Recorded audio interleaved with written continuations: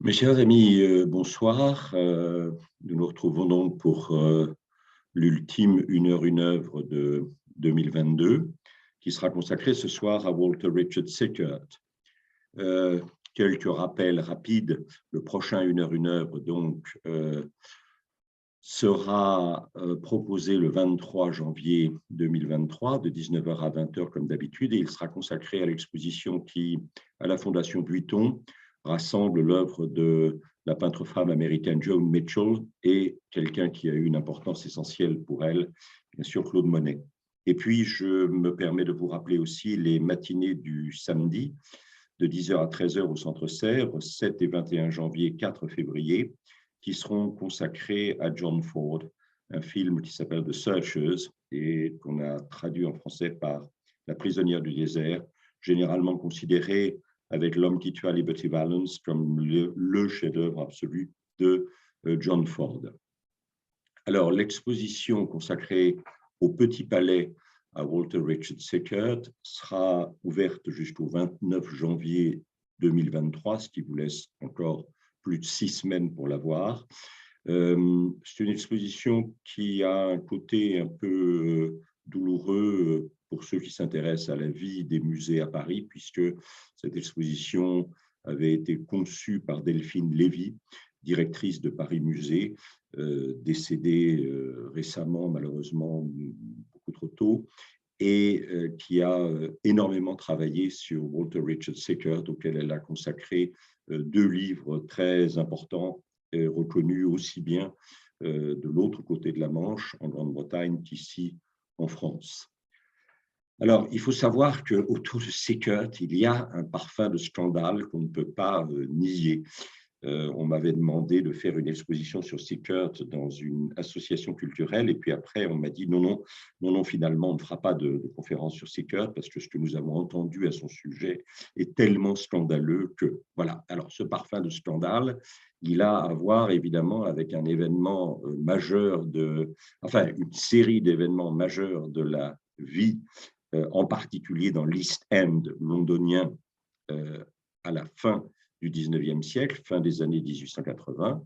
Et cet événement, cette série d'événements majeurs, c'est tout simplement ce qu'on appelle les meurtres attribués à Jacques l'Éventreur, Jack the Ripper.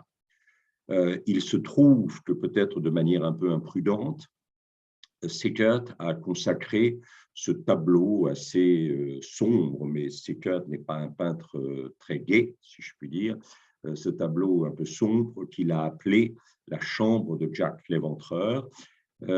Et je ne vous cache pas qu'en 2002, comme cela vous est raconté ici, une gloire éphémère et infamante s'est abattue sur lui. Patricia Cornwell, romancière, journaliste, publiait cette année-là, au terme d'une enquête coûteuse, un livre identifiant Sickert à Jack l'Éventreur, rien de moins. Le bruit courut qu'elle avait détruit des œuvres du peintre pour en faire prélever des traces d'ADN et voir si cet ADN correspondait à celui de Jack the Ripper.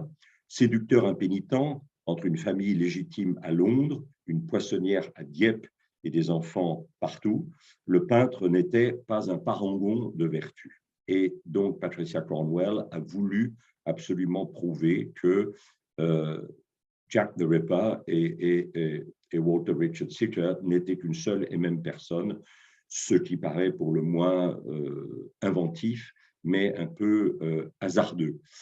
Alors, évidemment, l'affaire de Jack the Ripper qui hante l'East End londonien, donc, il faut la relier à ce livre absolument fabuleux de Robert Louis Stevenson, qui n'est pas simplement l'auteur de L'île au trésor, ni de ses voyages dans les Cévennes avec son âne, mais qui a écrit ce texte extraordinaire sur le double visage du monde victorien. Ce livre s'appelle The Strange Case of Dr. Jekyll and Mr. Hyde, et il montre comment quelqu'un qui est d'une certaine façon le représentant de l'essentiel du victorianisme, c'est-à-dire le travail de la science et la manière dont la science s'attache à faire disparaître l'obscurantisme dans la société victorienne, travail de la science dont on peut reconnaître effectivement un exemple fabuleux avec Charles Darwin, par exemple. Eh bien, le fait que dans ce roman ou dans cette longue nouvelle, Stevenson fasse du Dr. Jekyll le représentant de ce travail de la science pour dissiper l'obscurantisme, qu'il fasse du Dr. Jekyll Mr. Hyde, le visage obscur de la violence des bas-fonds victoriens, et qu'il lie d'une certaine manière par un rapport de causalité suggéré, mais néanmoins extrêmement convaincant, entre cette abondance de lumière scientifique et puis cette non moins grande abondance d'obscurité émotionnelle et d'une certaine manière instinctive, c'est extrêmement intéressant. Alors c'est vrai que voir en Walter Richard Sickert une sorte de Dr. Jekyll de la peinture et en voir en lui aussi le Mr. Hyde associé à Jack the Ripper est assez remarquable. Vous le savez, on retrouve cette ambiguïté dans un autre texte que dont je n'ai pas rapporté la couverture ici, mais qui est tout simplement le portrait de Dorian Gray de Oscar Wilde. Donc, le peintre n'était pas un parangon de vertu, explorant avant Rouault les bas-fonds de la prostitution. Il avait aggravé son cas en tirant une série de tableaux de l'assassinat d'une prostituée à Camden Town en 1907. Alors, Camden Town, c'est une banlieue, enfin, non, ce n'est pas une banlieue, pardonnez-moi, c'est un quartier nord de Londres. Je ne comprends pas pourquoi ça ne veut plus, les images ne veulent plus avancer. Qu'est-ce qui se passe? Je ne sais pas. L'ordinateur est bloqué, semble-t-il. Voilà. Je ne sais pas ce qui se passe là du tout, mais voilà. Donc, l'assassinat d'une prostituée à Camden Town en 1907, et effectivement, là aussi, The Illustrated Police News, qui était un hebdomadaire à scandale de Londres en 1907, d'Angleterre et de Londres en 1907, a raconté avec force détails graphiques, comme vous le voyez, l'assassinat de cette prostituée, Emily Dimmock, dont vous voyez à droite le portrait, et puis la découverte évidemment du corps massacré, assassiné par son amant. Alors, Walter Richard Sickert a toujours été une sorte de réaliste sur lequel l'influence de Zola n'est pas mince, puisque, encore une fois, c'est un francophile, francophone extrêmement marqué par la culture française, on y reviendra tout à l'heure. Et dans ce tableau qui s'appelle Après-midi d'été, ou qu'est-ce qu'on va faire pour payer le loyer, il y a très probablement sur le lit, est-ce que c'est la compagne de l'homme que l'on voit assis à droite? Est-ce que c'est une prostituée qu'il entretient en la logeant, mais pour payer le loyer de qui il n'a plus d'argent, ce qui va conduire à une dispute entre les deux amants? En tout cas, vous voyez que Sickert ne recule pas devant le sordide, que c'est même probablement un des lieux fondamentaux de son inspiration, c'est-à-dire qu'il met un terme définitivement à une peinture qui se justifierait par la recherche d'une certaine élégance, d'une certaine beauté, j'allais dire un peu méchamment d'une certaine joliesse, pour aller véritablement vers une vérité des lieux, des moments, des émotions, une vérité un peu hyper réaliste d'une certaine manière. Vous voyez les souliers de la jeune femme qui sont sous le lit, et puis un décor, encore une fois, qui est souvent rapportable à la notion de sordide. Et ce meurtre de Camden Town, qu'est-ce qu'on va faire pour payer le loyer?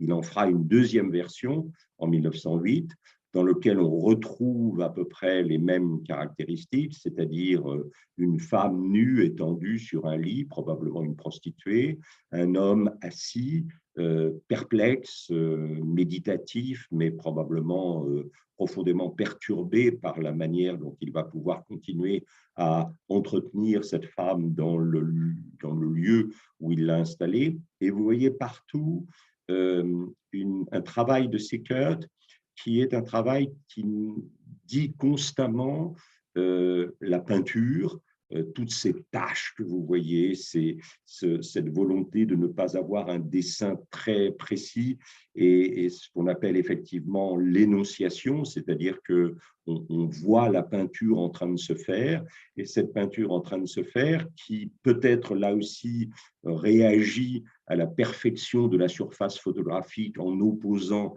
l'apparente imperfection de la surface peinte et qui, encore une fois, constamment prend le parti du sordide. Hein. Dessin préparatoire, bien sûr.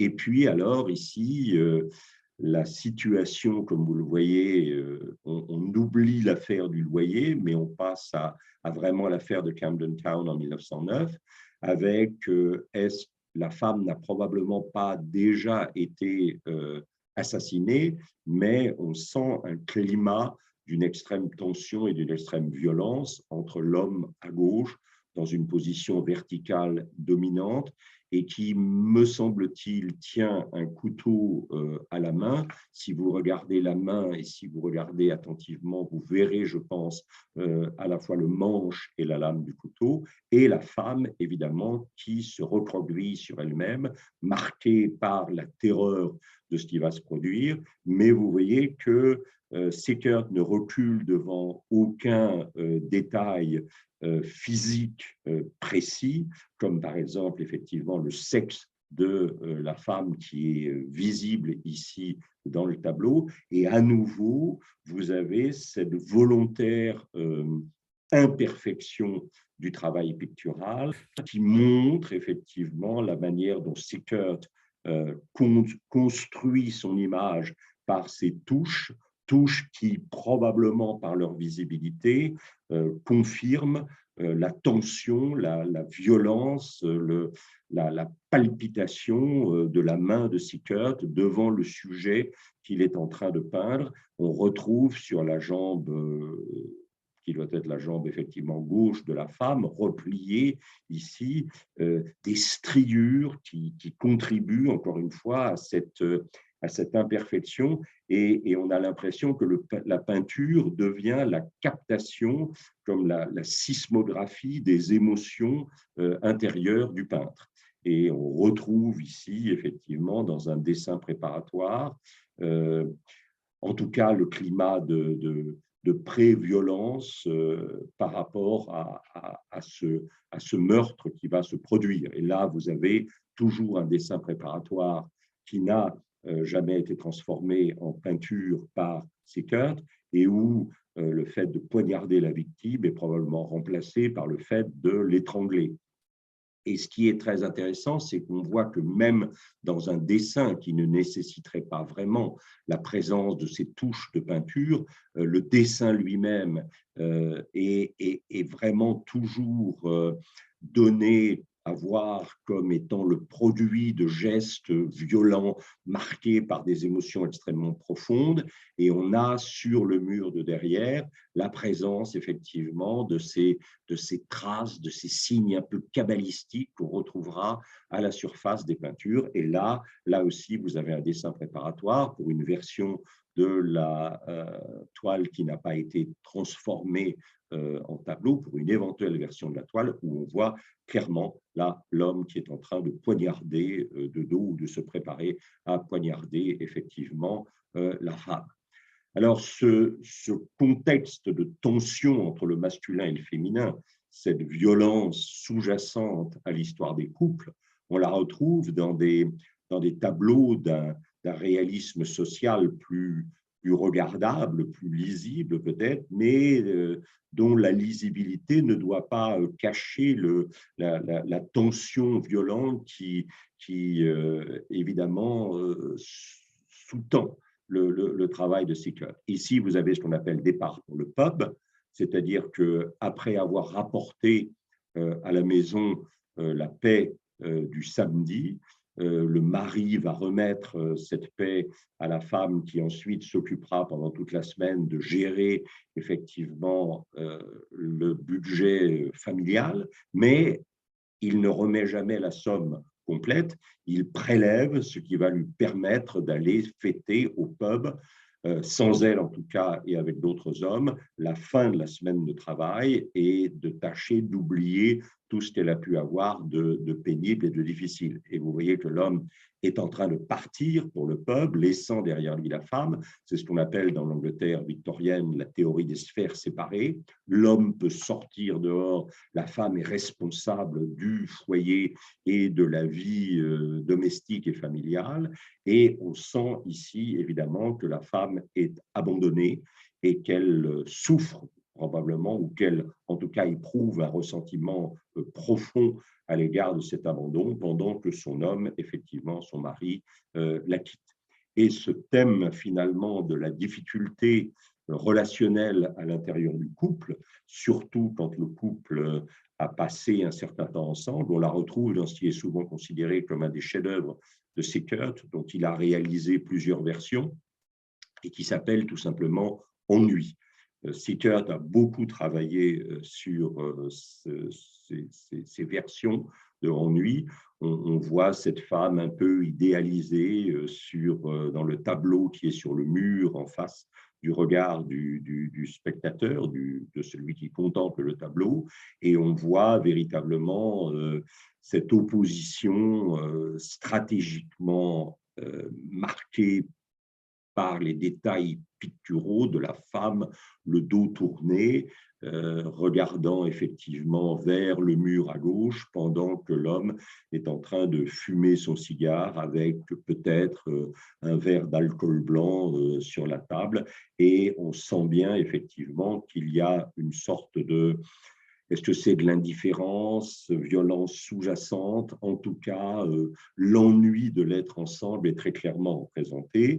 Nous avons ici une version préparatoire de Sickert en 1914 et une deuxième version qui a été réalisée pour un autre client qui avait été très frappé par le travail de Sickert. Et vous voyez que par rapport à la première version où Sickert avait laissé le mur vide de de toute présence d'images, de dessins, de couleurs, la monochromie verte. Hein. Ici, Sickert, dans la deuxième version, fait apparaître évidemment une tapisserie, un papier peint, qui n'est pas un papier peint de William Morris, mais qui évoque un univers floral à la fois charmeur et gai par les couleurs et par la juxtaposition des bouquets dans ces lignes parallèles verticales. Et je dirais qu'ici, la présence du papier peint, de son charme d'une certaine manière, vient renforcer de manière ironique l'horreur de la situation du couple telle que Sickert l'aperçoit. Et on voit effectivement que Sickert est assez préoccupé de ces passions destructrices qui peuvent être, par exemple, le jeu, comme on le voit ici. Il s'agit très probablement d'une table de roulette et en gros, on devine présence féminine à l'arrière qui ont peut-être incité l'homme ici dépeint à venir dépenser son argent dans l'espoir de gains faciles qui lui permettront ensuite de s'offrir un certain nombre de plaisirs de toute nature. Et on voit qu'évidemment, ici, on est dans l'intense préoccupation de quelqu'un qui s'aperçoit progressivement, sans pouvoir résister à la tentation de jouer encore, que le jeu est en train de lui coûter toutes ses recettes. Et on a cette sorte de géométrie au premier plan avec les numéros, les jetons et quelque chose qui est effectivement totalement impersonnel et qui s'oppose au visage défait et à l'attitude d'abandon de responsabilité de l'homme dans le système. Là aussi, travail qui représente deux personnages proches de Sickert, à l'arrière-plan son valet de chambre, au premier plan un de ses modèles, et je pense qu'il les a mis en scène. C'est une sorte de réponse à l'ennui que nous avons vu tout à l'heure, où là où régnait une sorte de silence et de volontaire ignorance d'un personnage, l'un par l'autre et l'autre par l'un, on a ici dans ce doigt, dans cet index levé de l'homme et ce profil perdu de la femme, quelque chose qui, au-delà de l'ennui, débouche sur une véhémence qui n'est pas sans nous rappeler, bien sûr, le climat du meurtre de Camden Town. Ce tableau assez étonnant, vous voyez encore une fois la volonté de Sickert de ne pas faire une image trop jolie, trop belle. Enfin, il y a une beauté ici qui vient du non joli, justement, une beauté qui vient de quelque chose de dramatique et qui ne représente pas de façon totalement minutieusement réaliste, mais cherche à créer un climat évidemment d'émotion. Ici, il s'agit d'un tableau qui représente la seconde femme de Sickert, dans une posture qui est inévitablement le visage reposant dans sa main droite, une posture qui a été codifiée par Ripa comme la posture de la mélancolie. Et on voit bien ici qu'en plus, cette posture de la mélancolie, d'abord, elle fait image au milieu d'autres images qui sont devenues illisibles et qui ont disparu à l'arrière-plan. Et cette image, elle renvoie finalement, à cause de l'utilisation du miroir, à quelque chose qui est que on n'aborde pas l'être directement, on l'aborde par son image dans le miroir, et à travers ça, je pense que Sickert pose la question très claire de est-ce que l'autre finalement n'est pas toujours image pour nous, et est-ce que nous sommes suffisamment vigilants à ne pas enfermer l'autre dans des images qui sont pour nous peut-être immédiates et faciles, mais qui trahissent profondément la réalité de cette altérité. Et puis, j'aime beaucoup ce tableau qui s'appelle de manière un peu ironique Nuit d'amour, hein, puisque vous sentez bien qu'il y a là tout le thème de l'exclusion. C'est-à-dire qu'il y a le dedans et le dehors, et évidemment, Sickert a choisi pour son point de vue le spectateur qu'il nous fait partager, qu'il nous amène à partager le dehors. Nous ne sommes pas dedans, nous ne participons pas à la lumière, nous ne participons pas à la chaleur, nous ne participons pas à l'enchantement de la musique. Et cette nuit d'amour, qui est d'abord et avant tout une nuit probablement de mondanité, d'amitié, soutenue probablement par un repas partagé et par cette musique qui est censée enchanter d'une harmonie réelle la rencontre entre ces personnages, nous en sommes effectivement, nous, totalement exclus.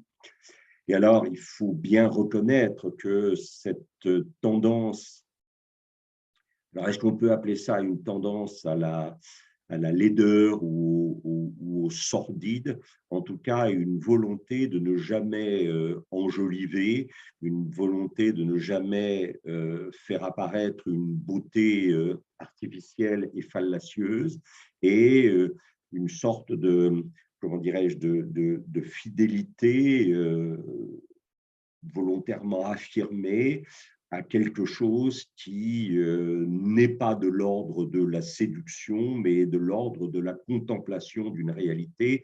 Et c'est probablement pas pour rien qu'on a à nouveau ici sur la gauche du tableau un miroir avec cette idée que, comme dans le tableau que nous avons vu qui mettait la femme de Sickert en miroir, la peinture, si elle est miroir, ne doit pas trahir la réalité qu'elle veut décrire, dont elle veut faire partager l'approche, réalité qui est souvent effectivement une réalité de l'ordre de l'isolement, de la vulgarité, de la laideur, du sordide. Et d'une certaine façon, Sickert n'embellit pas, Sickert n'enjolive pas, mais il nous oblige à regarder en nous disant que finalement, déjà accepter de regarder, c'est entrer dans un rapport de, comment dirais-je, d'observation, de respect, de contemplation qui euh, élargit notre regard au-delà des limites convenues du beau et peut-être pire encore du joli. Alors, il s'agit bien sûr du thème de la prostitution, hein, puisque l'échec du couple peut effectivement déboucher sur la prostitution. Et vous avez alors le contraste entre, dans deux dessins de Sicker que vous voyez ici, entre un couple, enfin, la présence de deux femmes qui sont peut-être toutes les deux prostituées et dont l'une se repose sur son lit pendant que l'autre s'en va peut-être au travail ou en revient. Je ne pense pas qu'il s'agisse d'une scène de lesbianisme. On est obligé d'évoquer, je n'ai pas rapporté de toile ici, mais on est obligé d'évoquer un tout petit peu inévitablement le monde de Toulouse-Lautrec. Et puis, dans le dessin de droite, on revient à cette tension entre le masculin et le féminin, une sorte de guerre des sexes, voilà. Ce qui n'empêche pas, évidemment, même si les seins peuvent paraître un peu lourds et qu'à nouveau, on nous suggère au moins assez nettement le sexe féminin, ça n'empêche pas quand même une forme de séduction et de beauté qui est là présente, avec peut-être cette blondeur des cheveux que le soleil parvient à capter à travers la fenêtre, et puis à nouveau ce travail qui n'arrête pas de s'installer dans l'énonciation, c'est-à-dire aucune surface lisse. Dans les surfaces apparaît très clairement la juxtaposition, l'imbrication, mais l'imbrication jamais très harmonieuse, jamais très accomplie, entre les différentes touches, tâches à partir duquel Sickert construit le visible. Sickert vous dit que le visible se construit à partir d'un travail dont vous voyez la trace. Alors là, encore une fois, nous l'avons souvent évoqué, mais ici, l'art n'est pas de cacher l'art, mais l'art est au contraire de montrer l'art. Je pense à la tapisserie derrière le lit, et puis surtout aux éléments qui composent tout le drap, le corps de la femme, à nouveau, le travail sur la lumière sur les jambes, qui devient presque une espèce de carapace. Enfin, c'est très étonnant. Et à nouveau ici, ce travail sur le nu qui est évidemment à la fois séduisant et inquiétant. L'inquiétude venant toujours, la séduction vient d'un corps qu'on réinvente au-delà de l'omniprésence du travail pictural. Hein. D'une certaine façon, c'est assez étonnant. Je pense là aussi que peut-être Sickert sait, enfin il sait certainement qu'avec la photographie commence à se développer une forme de pornographie lisse, hein, et d'une certaine façon, ici, Sickert va contre cette pornographie lisse. Il est probablement prêt à accepter le terme de pornographie à condition que cette pornographie ne dissimule pas dans son aspect lisse l'importance du travail du peintre et l'idée que c'est le peintre par son travail qui fait émerger l'image et qui fait émerger la beauté trouble et troublée du corps féminin et de sa séduction ici. Et on a toujours à nouveau ce corps dont on perçoit la manière dont la peinture, d'une certaine manière, le fait apparaître. On ne peut pas parler vraiment d'une architecture, on n'est pas dans un cubisme des Demoiselles d'Avignon, par exemple, ou dans un cubisme de Picasso, où on voit les éléments de volume s'imbriquer les uns dans les autres, mais là, on voit des traces, et des traces qui ne sont jamais d'une certaine manière complètes et qui ne sont jamais harmonieusement rassemblées les unes avec les autres, ou Et peut-être que cette disharmonie, c'est quelque chose qui, pour Sickert, est caractéristique de l'existence humaine, caractéristique du désir, caractéristique du rapport à l'autre, et qu'il veut que ce morcellement, cet éclatement, ce non-rassemblement dans une image qui serait lisse et sur lequel l'œil pourrait glisser sans abrupt, sans voilà. Et avec toujours derrière cette idée de la mise en image dans le regard de l'autre. On voit bien que dans cette pièce, il y a un homme qui peut-être est en train peut-être d'insulter cette femme, enfin, en tout cas, elle ne respire pas, c'est le moins qu'on puisse dire, le bonheur de vivre, et la silhouette de l'homme debout avec la casquette, dans cette sorte là aussi, de profil perdu par rapport à la femme que nous voyons de face, crée, je pense, une tension. Sickert se retient toujours de finaliser ou de verbaliser et il nous laisse effectivement le soin de composer notre propre récit. Alors récit qui à la fois probablement révélera nos propres fantasmes et en même temps tâchera de ne pas oblitérer la composition de Sickert et ce qu'elle révèle des obsessions et des fantasmes de Sickert lui-même.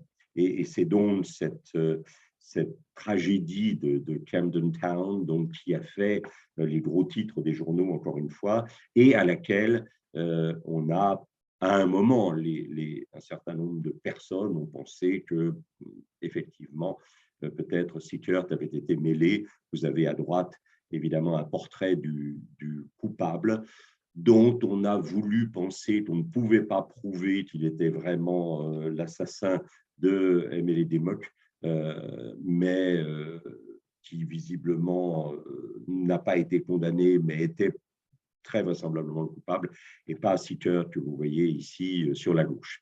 Et en même temps, vous voyez, c'est assez étonnant parce qu'il y a un contemporain de Sickert, on y reviendra tout à l'heure, qui est majeur, on l'a dit tout à l'heure à propos du portrait de Dorian Gray, c'est bien Oscar Wilde, et vous savez, Oscar Wilde, dans la ballade de la geôle de Reading, dit « Et cependant, tout homme tue la chose qu'il aime, pas que par tous ceci soit entendu. Certains le font avec l'amertume d'un regard, d'autres le font avec la flatterie d'un mot.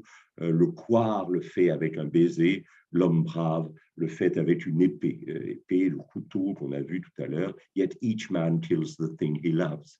Alors, cet autoportrait de 1896 nous montre bien qu'il n'y a pas une grande gaieté, c'est le moins qu'on puisse dire, dans l'œuvre de Sickert. Les maîtres, alors fils et petits-fils de peintres nés à Munich de père danois, Sickert embrasse à Londres la carrière d'acteur. Il n'a pas pensé à devenir peintre au départ, il a voulu être acteur, il a été un acteur sans succès, et rattrapé par le démon de la peinture, il devient le disciple du grand Whistler lui-même.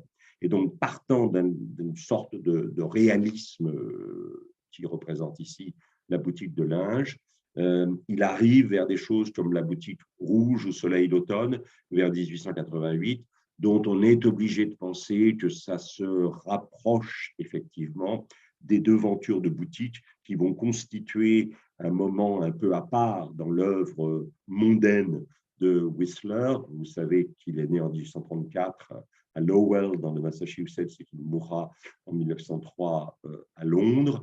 Et vous le savez, l'œuvre de Sickert qui va tenir compte effectivement de l'arrivée du japonisme est une œuvre qui est fondée sur une harmonie des couleurs que Sickert veut un équivalent de l'harmonie musicale, d'où la tendance de Whistler,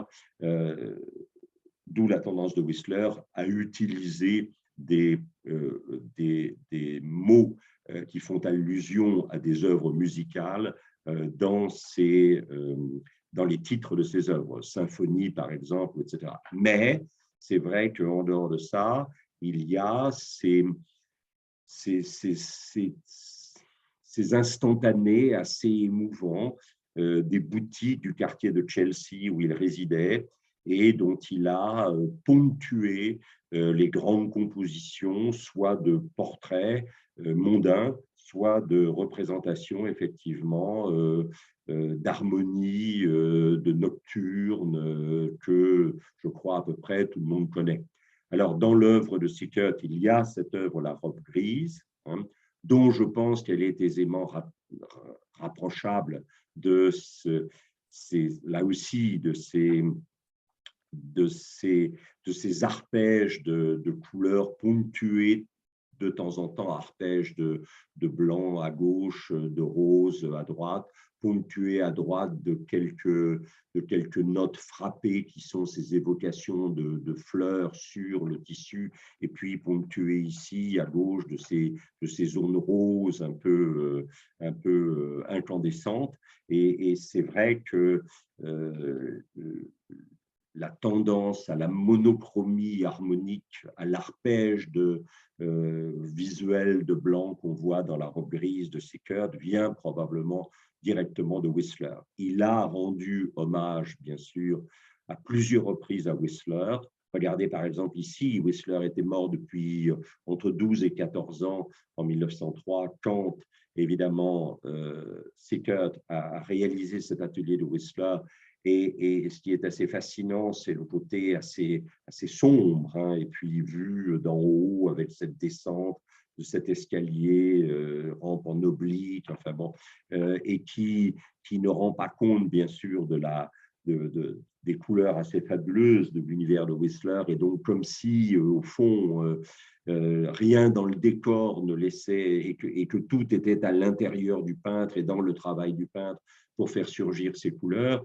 Ici, une gravure réalisée par Sickert de l'atelier de son maître Whistler en 1885, quand il travaillait chez lui. Et vous avez au centre, évidemment, l'un de ces grands portraits féminins bâtis sur un arpège plutôt monochrome, caractéristique de Whistler, et puis cette ce très beau mélange de gouache, d'aquarelle avec le modèle qu'on voit posé, et puis le travail de Whistler à partir de ce modèle dans son atelier. Et je trouve ça extrêmement émouvant que Sickert, qui probablement ne partage pas la même conception de la beauté harmonieuse et miraculeuse de Whistler, est néanmoins tenu de nombreuses fois à rendre hommage à son maître. Hein. Et peut-être que le contraste peut-être que ce chapeau bleu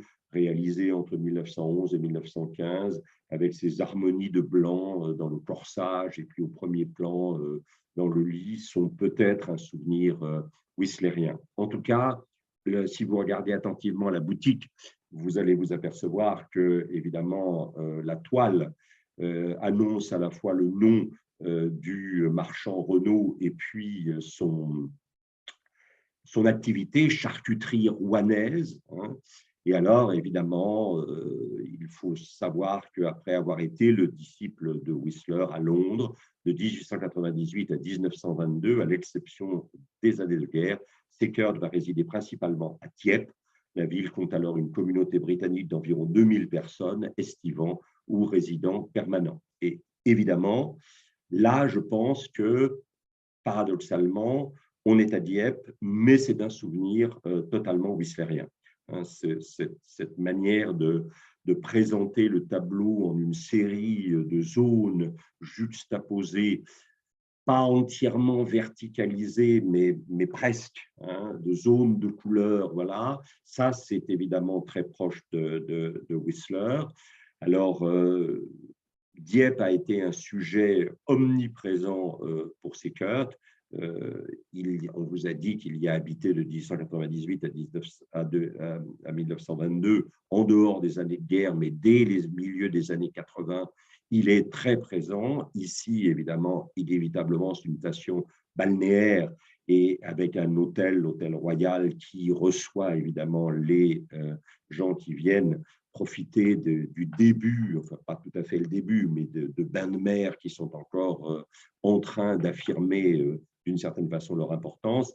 avec le contraste entre l'horizontalité des couches superposées de fenêtres de chambres, et puis au contraire la verticalité des personnages, en particulier la femme et l'enfant au premier plan, les baigneurs, hein, voilà, avec là aussi cette grande verticalité constituée de couches représentées par les vagues vertes, bleues, d'écume blanche, lignes parallèles qui sont reprises dans trois des maillots des baigneurs que vous voyez ici. Et donc, sous l'apparente anecdote, il y a un travail formel pictural rappelant constamment que la peinture n'est faite que de lignes et de couleurs. Hein.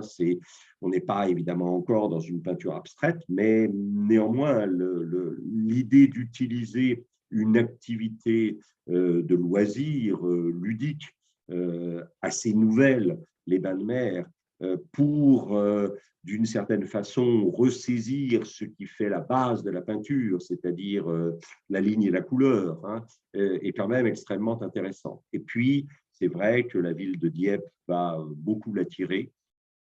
Le coin de la rue Sainte-Catherine ici, c'est une ville qui n'est pas une ville très, très riche, ce n'est pas une ville très, très luxueuse. Vous retrouvez d'ailleurs dans la manière dont Whistler travaille, je pense au toit qui est en face de nous, cette tendance à ne jamais nier le travail du pinceau. Le travail du pinceau est toujours visible. Et ici, à l'arrière, vous avez, enfin sur la gauche, pardon, vous avez l'arrière d'une des deux grandes églises de Dieppe, l'église Saint-Jacques, que l'on retrouve ici dans sa façade, église gothique, bien sûr, hein, qui rappelle quand même aussi fondamentalement que la deuxième moitié du 19e siècle est profondément marquée par le gothique et éventuellement le néogothique, le monde médiéval apparaissant à tort ou à raison comme un monde de communautés organiques, comme les définira le sociologue allemand Tönnies, communautés organiques qui s'opposent aux communautés industrielles. Dieppe n'est pas une ville industrielle, ou elle l'est en tout cas très très peu. C'est une ville qui est fondée sur une activité probablement de pêche et puis de transport transmanche déjà à l'époque, mais surtout de pêche et puis d'agriculture dans l'arrière-pays. Donc on est encore dans une ville de communauté organique et la femme qui apparaît au premier plan apparaît très probablement comme quelqu'un qui participe à cette communauté organique de la ville de Dieppe. Dessin préparatoire pour une série de représentations. Il est très touché par la façade de l'église Saint-Jacques, hein, que vous retrouvez ici au bout de la rue, enfin, ici c'est la façade, c'est l'un des transepts, au bout de la rue Péquet. Et là aussi, il faut probablement, je n'ai pas voulu surcharger de références, mais très évidemment, l'obsession, par exemple, d'un Ruskin pour le gothique vénéto-byzantin de Venise et l'idée que Venise a exprimé dans son architecture à la fois religieuse et civile, à travers ses bâtiments gothiques, le fonctionnement d'une communauté quasi parfaite. Hein, pour Ruskin, l'architecture gothique vénéto-byzantine de Venise était le signe d'un fonctionnement de sa communauté qui était au plus proche des valeurs que Ruskin voulait défendre et qui s'opposait aux valeurs, encore une fois, industrielles, contemporaines, contre lesquelles Ruskin et son disciple William Morris, évidemment, se battaient. Hein. Et vous voyez, cette représentation constante de l'église Saint-Jacques est quand même extrêmement importante.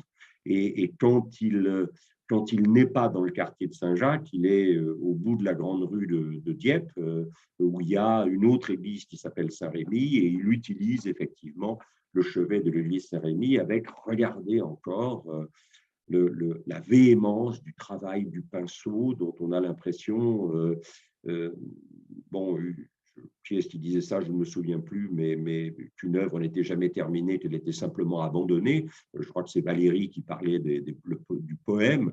Valérie disant un poème n'est jamais terminé, il est simplement abandonné. Et on a l'impression que chez Seckert, la toile vient à peine d'être abandonné par le peintre. Et puis, alors évidemment, il y a le thème du héros avec la statue de Duquesne qui est sur la grande place de Dieppe devant la façade de l'église Saint-Jacques que nous avons vue tout à l'heure, et la question du héros dont les traits semblent disparaître au regard de la présence des personnages réels qui sont sur la place. Là aussi, toujours un travail énorme de la part de Sickert dans les dessins préparatoires, alors que c'est une peinture qui n'apparaît pas tellement dessinée, c'est une peinture qui apparaît plus de taches que de lignes, mais néanmoins, on constate qu'il n'arrête pas de travailler sur, effectivement, les lignes de ses œuvres. Et puis alors, bon, vous voyez évidemment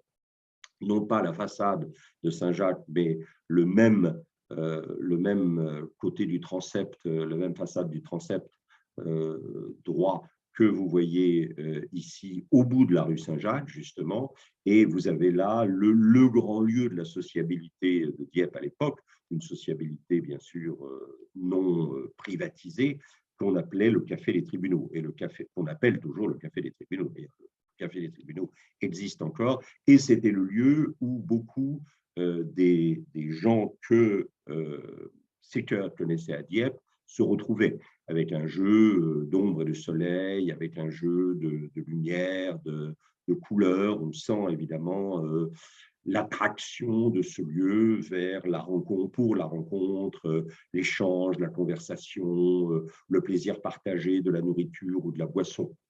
Alors, il faut savoir évidemment qu'en 1897, quand il sort de ses 2 ans de prison à la geôle de Reading, Oscar Wilde va venir s'installer tout près de Dieppe, à Berneval. Sa première résidence sera l'hôtel de la plage, et il va venir à Dieppe, au Café des Tribunaux, et vous vous souvenez qu'on a dit tout à l'heure qu'il y avait une communauté de 2000 Anglais présents à Dieppe, et cette communauté, évidemment, s'est divisée à propos de quel accueil faire à Wilde. Et c'est clair que Sickert, lui, est resté évidemment fidèle à Wilde, le voyant régulièrement au Café des Tribunaux, dont vous avez une autre version ici de 1890, 7 ans avant l'arrivée de Wilde. Mais Wilde et Sickert se sont souvent retrouvés, à gauche vous avez la Grande Rue, et se sont souvent retrouvés dans ce Café des Tribunaux. Donc, la ville compte alors une communauté britannique d'environ 2000 personnes, estimant aux résidents permanents. Et parmi les gens non anglais qu'il rencontre évidemment à Dieppe et qu'il voit régulièrement, il s'agit de Jacques-Émile Blanche, peintre et écrivain, fils du docteur Blanche, auquel une rue a été dédiée, consacrée dans le 16e arrondissement de Paris. Le docteur Blanche avait sa maison de campagne à Dieppe, et son fils, Jacques-Émile Blanche, donc, faisait partie de la communauté bohème, sans être évidemment dans la misère ou dans la dépendance, mais de la communauté d'artistes aux valeurs bohèmes et un peu en contradiction avec la bonne société à la fois parisienne et provinciale. Et vous avez ici ce très beau portrait, puisque Jacques-Émile Blanche était un grand portraitiste mondain, ce très beau portrait de son ami Sickert qu'il a réalisé en 1898. Et Sickert lui rendra l'appareil, alors peut-être un peu moins flatteur, c'est un peu plus tard évidemment, et peut-être que l'âge, mais vous avez ici le portrait de Jacques-Émile Blanche par Walter Richard Sickert qui date d'environ 1910. Et là, vous avez cette zone qu'on appelle le Bas-Fort Blanc. Alors quand vous avez le dos tourné à la mer et que vous avez devant vous ce qui était l'emplacement de l'hôtel Royal, qui est devenu le casino, sur la droite, au pied de la falaise, vous aviez ce qu'on appelle le Bas-Fort Blanc. Et je ne peux pas vous garantir absolu que la grande maison qu'on voit à droite soit la maison du docteur Blanche, mais je le pense. Tous ces endroits ont été extrêmement mis à mal par, vous le savez, le débarquement canadien, la première tentative de débarquement organisée autour de l'armée canadienne en 1942 à Dieppe, et qui a été un échec absolu, mais qui a laissé des destructions extrêmement grave dans la ville de Dieppe. Alors, Sickert devient donc Jacques-Émile Blanche, fils d'un célèbre aliéniste, peintre, écrivain et homme du monde, rencontré à Londres en 1882. Sickert devient le pivot d'une brillante cohorte artistique et littéraire franco-britannique. La liste des visiteurs et amis donne le tournis. Aubrey Beardsley, né en 1872, mort en 98 de tuberculose. Ici, le fameux portrait extrêmement grand et maigre parce que ravagé par la tuberculose. Le très fameux portrait de Beardsley par Sickert fait à Dieppe, évidemment, et je vous rappelle que Sickert, bien sûr, c'est celui qui va illustrer de façon éblouissante la pièce écrite en français par Oscar Wilde qui s'appelle Salomé, dont vous voyez ici le fameux dessin qui représente la robe au pan, et puis ici le moment où Salomé est en train de contempler dans une sorte d'extase à la fois sadico-érotique la tête de Jean-Baptiste qu'elle a obtenue à la demande de sa mère, de son beau-père Hérode, après sa fameuse danse des 7 voiles. Beardsley est un très, très grand créateur d'images. Orsay lui a consacré récemment une exposition, malheureusement en période de confinement, et cette exposition n'a été vue par pratiquement personne. Parmi les autres visiteurs Aubrey Beardsley, Charles Conder, qu'on connaît peu en France, mais qui est un très grand peintre impressionniste australien, qui a été un des leaders de l'école de Heidelberg, c'est-à-dire une école qui s'est formée et rassemblée dans un quartier de Melbourne et qui a gravité autour de Melbourne, nord, sud, pour ces sujets souvent liés à la présence évidemment de la mer et de la plage. Ici, un très beau tableau de Conder, bien sûr, et un autre superbe tableau de Conder sur la plage de Bronte, une petite ville située au nord-est de Melbourne, le long de la plage. Helleu, Puvis de Chavannes, Monet, Pissarro, et ainsi de suite, surtout, bien sûr, Edgar Degas. Ici, nous avons un portrait de Degas par Sickert, portrait qui a été réalisé en 1926-1928 à partir d'une photo qui avait été prise lors d'un passage de Degas à Dieppe, toujours dans le cercle du docteur Blanche et de son fils Jacques-Émile et de Sickert. Et alors, évidemment, je crois que l'exposition dit très clairement que le rapport de Degas à la théâtralité est quelque chose qui va profondément marquer Sickert, en particulier dans une théâtralité qui est une théâtralité de cabaret, de café-concert liée à la chanson. Ici, la fameuse Minnie Cunningham au Old Bedford en 1892, avec, vous voyez, ce travail absolument magnifique sur le rouge. Et alors, évidemment, on ne peut pas s'empêcher de penser qu'il s'agit de la femme écarlate, probablement, et donc Sickert suggère une sorte de séduction un peu agressive de la part de Minnie Cunningham, mais vous voyez que dans l'extraordinaire pastel de Degas qui s'appelle Au Café Concert, la chanteuse est aussi de manière un peu provocatrice, à la fois en train d'interpeller le public et en rouge. Hein. Sickert est obsédé par le monde du théâtre, hein, et évidemment, il va représenter le théâtre Montmartre à Paris en 1906, hein, avec cette intensité du rouge, des loges et qui ajoute une nuance un peu passionnée et passionnelle. Ici, le fameux tableau qui sert d'affiche où une petite fille, enfin une jeune fille est en train de désigner le fait que son petit ami est là-haut dans la galerie, ce qui est faux bien sûr, mais qui fait se retourner tout le monde. Et évidemment, le fait que Sickert, de manière un tout petit peu ironique, ait fait chanter cette chanson par quelqu'un qui sort à peine de l'enfance et qui est habillé, contrairement à Minnie Cunningham, qu'on a vu tout à l'heure, dans le rouge incandescent du passionnel, dans le blanc de la pureté, et probablement une volonté ironique de la part de Sickert. On revient sur une chanteuse, évidemment, de café-concert par Degas, et puis, évidemment, au poulailler, les spectateurs fascinés et qui accompagnent probablement de leurs applaudissements, de leurs quolibets, de leurs rires, de leurs remarques, la performance des actrices, des chanteuses, des danseuses sur la scène. Dernière scène de café-concert. Ici, bien sûr, toujours cette couleur rouge, vous voyez, qui traduit le côté avec, regardez, les très beaux profils des visages au premier plan et cette couleur rouge qui traduit la pulsion, la passion, la chaleur, la vitalité. Voilà. Bon. Et puis, ces deux toiles assez émouvantes, réalisées toutes les deux en 1915. À nouveau, comme pour Ennui tout à l'heure, c'est quelqu'un qui voit la première toile, qui en est très frappé et qui demande à Secker de lui en faire une sorte de copie d'atelier, même si c'est un deuxième original. Et il s'agit d'un… Alors là, on est de l'autre côté de Dieppe, en face. Hein. La ligne, vous savez, allait de Dieppe à New Haven, puisqu'il n'y a pas véritablement de port en eau profonde à Brighton, mais Sickert allait à Brighton assez régulièrement depuis Dieppe et il vous représente ce qu'on appelait le théâtre des Pierrots. Et vous voyez qu'une femme est assise au piano, probablement qui joue de la musique. Vous avez des personnages en scène habillés en rouge et puis des Pierrots un peu effondrés à gauche, assis, peut-être portant toute la fatigue du travail qui essaie de faire rire, d'amuser, de consoler des déceptions et des frustrations du quotidien.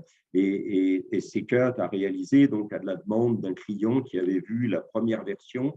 Et dans la première version, le personnage le plus en vue, celui qui est presque à l'avant-scène, avait cette canne dorée que Seckert lui a ensuite refusée. Voilà.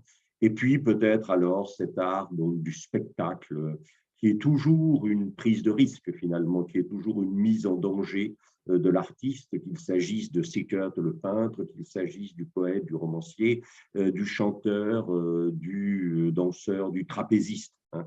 Il y a cet aspect un peu cirque de tout spectacle et à travers le cirque, bien sûr, la nécessité d'une sorte de consentement au déséquilibre et de prise de risque sur lequel Sickert insiste ici très fortement. L'autre lieu, c'est Venise, 1896, ici, hein, voilà, ciel rouge de nuit. Venise le passionne, il passe beaucoup de temps, villégiature, pas résidence comme à Dieppe, mais villégiature répétée, 95-96, l'intérieur de Saint-Marc, ici la Piazzetta, hein, c'est-à-dire le lieu de passage entre le Palais des Doges à droite, Saint-Marc au fond, et puis à gauche la Martienne et le Campanile, et puis les deux grandes collines avec évidemment le Lion ailé et Saint-Jean-Baptiste. Et puis la Salutée, les bords du Grand Canal, hein, on n'est pas très loin de l'endroit où est aujourd'hui la Fondation Guggenheim, hein, et la Salutée, créée par Baldassare Longhena, en exécution d'un vœu que la population vénitienne avait fait pour être préservée de la peste, avec les baies thermales qu'on voit apparaître sous les frontons triangulaires, et cette autre très belle représentation de la Salutée par, encore une fois, donc Seckert en 1901. Et puis, hasard évidemment des rues vénitiennes, thème du carnaval, un Pierrot et une femme qui s'embrassent devant ce côté toujours un peu miraculeux du décor des rues vénitiennes, quand on s'éloigne de la place Saint-Marc et qu'on s'en va dans ce labyrinthe un peu désert qui permet d'échapper à la foule et qui permet de voir des spectacles toujours un tout petit peu étonnants, à la fois dans l'architecture et puis dans les rencontres. Et puis deux prostituées sur un sofa, même si on est à Venise et si c'est beau, il y a toujours un aspect un tout petit peu grinçant, mais qui fait partie il met mal à l'aise, mais qui fait partie du réalisme de Seckert. Seckert ne croit pas à un monde dans lequel il y aurait où tout ne serait qu'ordre et beauté, luxe, calme et volupté. Chez Seckert, il y a ce contrepoids d'ombre, de noirceur, d'inachèvement, voilà, qui pour lui est essentiel. Et peut-être qu'une des plus belles représentations qu'il a fait de Venise de manière métonymique, c'est-à-dire Venise vue à travers une des personnes qu'il y a rencontrées et qui l'a bouleversée, c'est cette Mamma Mia Poveretta, hein, qui est probablement une femme veuve, un peu perdue dans Venise, peut-être dans la misère ou en tout cas dans de difficultés financières et dans une vraie dévastation intérieure. Alors, c'est quelqu'un qui, à la fin de sa vie, Sickert, va s'intéresser aussi au monde réel. Hein. On est là dans un portrait du roi Édouard VI assez étonnant, d'autant plus qu'on sait qu'il va, enfin, on sait maintenant qu'il va abdiquer pour pouvoir épouser Wallis Simpson quelques semaines plus tard.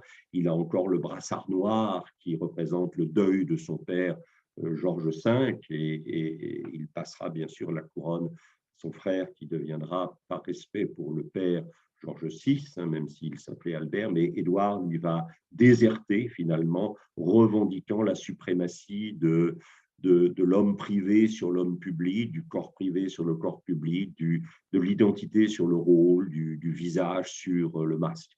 Et vous le savez, l'un des rares hommes politiques anglais qui restera fidèle à Édouard VIII, c'est bien sûr Winston Churchill, dont vous avez ici un assez étonnant portrait par Sickert en 1927, avec toujours cette volonté de Sickert de montrer la peinture en train de se faire. Si vous regardez les lèvres, si vous regardez le menton, si vous regardez les joues de Churchill, vous voyez comment le pinceau insiste sur sa visibilité et sur sa volonté de montrer comment cette image n'existe que par le travail du peintre.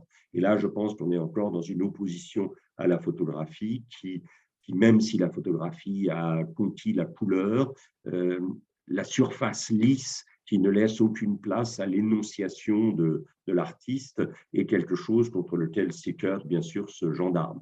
Arrivée de Amalia Earhart, bien sûr, avec le thème de l'avion et le thème de la modernité sous cette pluie que vous voyez ici, et puis peut-être assez fascinant, l'émergence au-delà de la photographie de quelque chose d'encore plus, peut-être d'une sorte de challenge encore plus marqué à l'égard de l'image créée par la peinture, c'est le cinéma. Hein, et vous avez ce film dans lequel Edward G. Robinson joue le rôle principal avec Joan Blondell. C'est un film commencé à apparaître Humphrey Bogart. Et ce film, évidemment, regardez les deux personnages, Robinson et Blondell, ici à droite, c'est une photo extraite du film, qui va donner naissance à un tableau de Sickert qui s'appelle Jack and Jill et qui date de 1937-38. Et vous voyez, ça, c'est assez étonnant.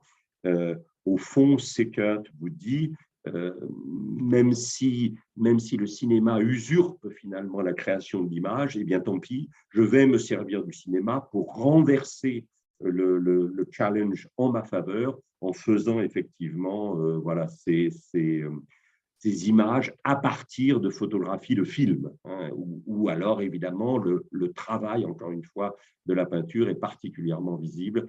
Et ces High Steppers hein, de 1938, quelques années avant sa mort, qui sont assez étonnantes, revenant à une monochromie whistlerienne, mais célébrant en même temps le côté un tout petit peu French Cancan, café-concert, cirque d'une certaine façon, cirque du visible, qui est probablement aussi passé par Degas et qui arrive ici dans cette œuvre de Sickert. Alors juste un mot, Sickert a eu une très grande fécondité à travers un groupe qui s'appelle comme par hasard le Camden Town Group. J'ai isolé deux personnalités, quelqu'un Harold Gilman que Sickert respectait suffisamment pour faire le portrait, donc il respectait suffisamment pour en faire le portrait vers 1912.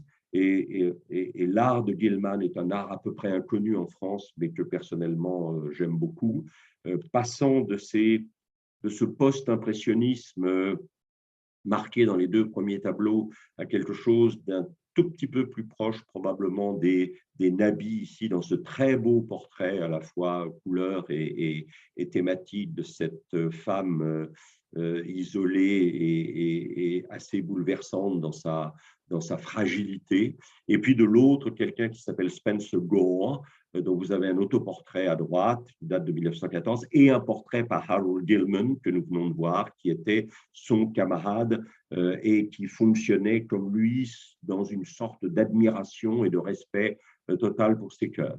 On retrouve le thème évidemment du spectacle et du musical, du théâtre ici chez Gore. Regardez ici, c'est assez étonnant puisque vous avez Gore regardant d'en haut dans une perspective qui, elle, est une perspective photographique, qu'on le veuille ou non, la découverte par le public londonien de l'œuvre de Paul Gauguin. On retrouve la lutte de Jacob avec l'ange sur la droite, et puis on retrouve effectivement une toile de Tahiti sur la gauche, et la façon dont ces personnages sont vus de haut en train de dialoguer à propos de l'œuvre de Gauguin est assez étonnante. Et puis, dernier tableau de Gore, donc cette manière de réenchanter le quotidien en utilisant une scène devenue une scène de la réalité quotidienne et d'une réalité quotidienne un tout petit peu dépourvue de mystère, de charme, de romanesque, de fantastique. C'est tout simplement une gare de banlieue, hein, la gare de Letchworth. Et de cette gare de banlieue, par la magie de la composition et de la couleur, pour lesquelles très probablement Stickert avait eu une influence importante sur Gore. Gore a réussi à transformer ça en un moment un peu magique de représentation. Voilà, et donc je voudrais vous souhaiter à tous qui êtes avec nous ce soir ou qui verrez la présentation de l'exposition Stickert chez vous tranquillement quand elle vous aura été envoyée par Catherine, que je remercie de tout ce travail ici. Je vous souhaite à tous de très bonnes fêtes, entourés, je l'espère, de l'affection des vôtres, et donc de très beaux moments, tant à Noël qu'au Nouvel An. Et nous nous retrouverons donc l'année prochaine. Merci de votre présence et merci de votre attention.